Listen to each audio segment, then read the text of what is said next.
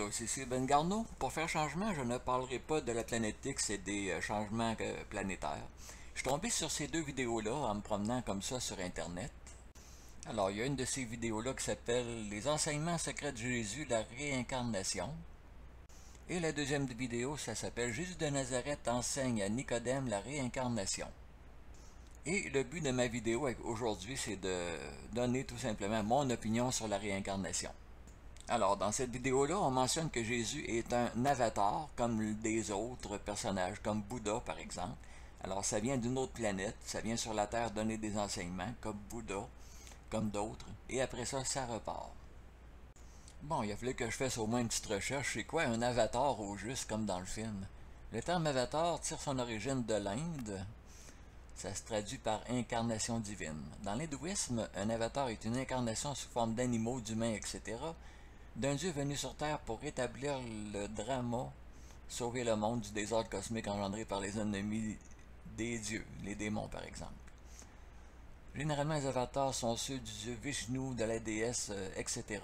Alors c'est ça un avatar. Mon problème avec la première vidéo, c'est que d'une chose l'autre, soit que ça enlève la divinité à Jésus, c'est tout simplement des extraterrestres, ou soit que ça donne un certain niveau de divinité à Jésus, à Bouddha, puis à tous les autres.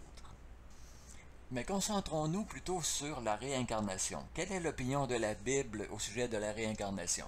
Alors voici. Alors dans ce court texte, il est écrit « Et comme il est réservé aux hommes de mourir une seule fois, après quoi vient le jugement. » Donc on a le verdict, c'est final, c'est sans appel, la réincarnation n'existe pas. Oui, mais vous allez me dire, Élie s'est réincarné puis c'est devenu le prophète Jean le Baptiste. C'est vrai, vous avez raison. Mais ça ne veut pas dire qu'un cas d'exception est utile pour justifier une règle générale. Recherchons plutôt plus d'informations au sujet de Élie et de Jean-Baptiste. Alors, dans ce court texte-là, on décrit Élie, l'élève, qui se promène avec son maître Élie. Comme ils continuaient à marcher en parlant, voici un char de feu et des chevaux de feu les séparèrent l'un l'autre, et Élie monta au ciel dans un tourbillon. Ici, on parle de la naissance de Jean-Baptiste, alors il marchera devant Dieu avec l'esprit et la puissance d'Élie. Il aura l'esprit d'Élie. Un autre texte, alors car tous les prophètes et la loi ont prophétisé jusqu'à Jean. Et si vous voulez le comprendre, c'est lui qui est l'Élie qui devait venir. J'ai ajouté un autre texte.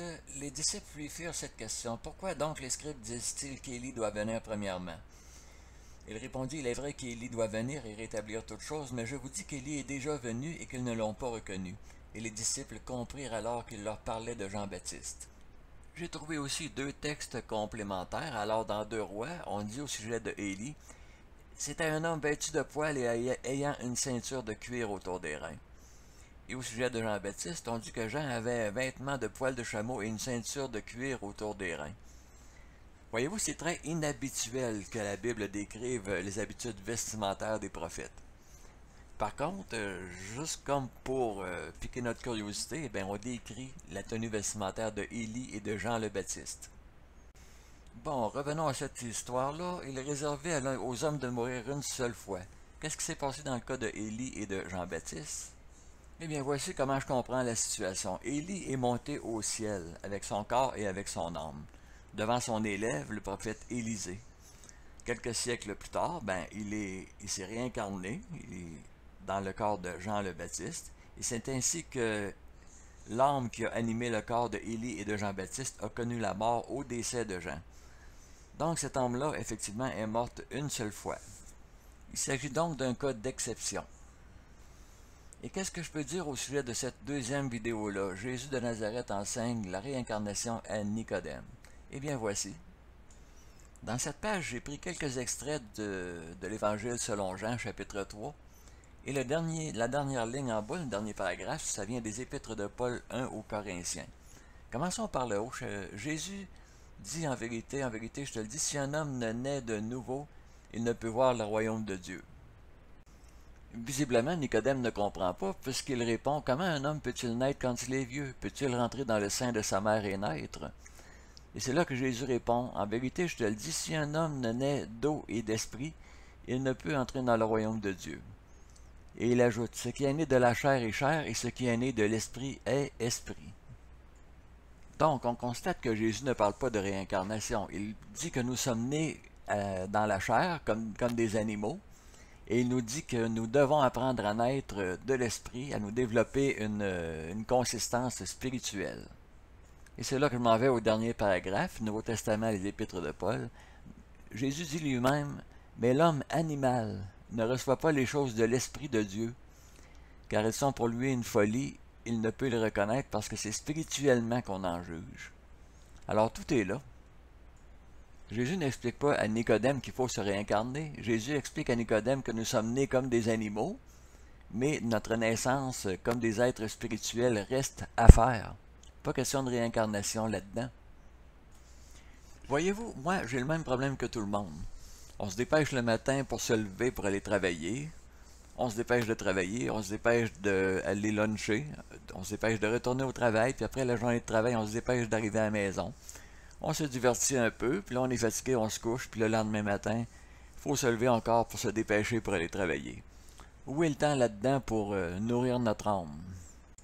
Autrement dit, on est né dans la chair, mais la naissance et l'esprit, c'est toujours remis à plus tard.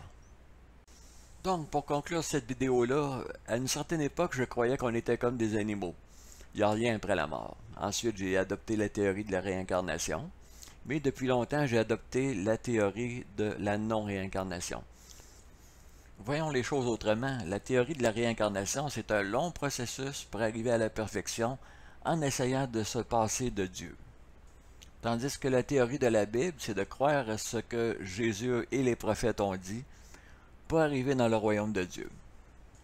Pour terminer cette vidéo-là, pourquoi ne pas faire un petit sondage? Vous voyez sur la vidéo, il y a un pouce en l'air et un pouce en bas.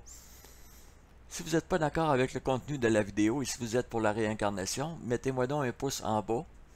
Par contre, si vous pensez que la Bible a raison et que la réincarnation n'existe pas, pourquoi pas un pouce vert, un pouce en l'air? Ça va être un sondage pour voir un peu ce que vous en pensez. Alors voilà, c'est tout pour cette vidéo. Ici Ben Garneau qui vous remercie d'avoir écouté la vidéo et je vous dis à la prochaine.